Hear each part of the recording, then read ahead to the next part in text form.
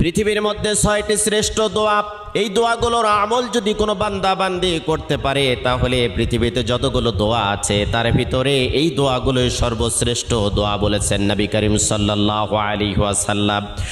কোনো বান্দা বান্দি যদি যতই বিপদে থাক, কষ্টে থাক, দুর্ভিক্ষে থাক, উৎকণ্ঠার মধ্যে থাক না কেন, সকাল থেকে সন্ধ্যা পর্যন্ত যদি কোনো বান্দা বান্দি দরুদ শরীফের আমল করতে পারে, রাতের বেলা যদি দরুদ শরীফের আমল করতে পারে, হাজারো অশান্তির দাবানল থেকে আল্লাহ রাব্বুল আলামিন শান্তি দান করবেন। 1 নম্বরে দরুদ শরীফের আমল করবেন। 2 নম্বরে ইস্তেগফার।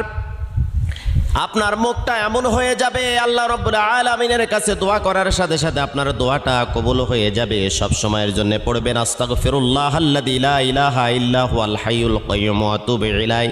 যদি না পারেন তাহলে পড়তে থাকবেন শুধু আস্তাগফিরুল্লাহ। 3 নম্বরে আপনি পড়বেন ইয়া যাল জালালি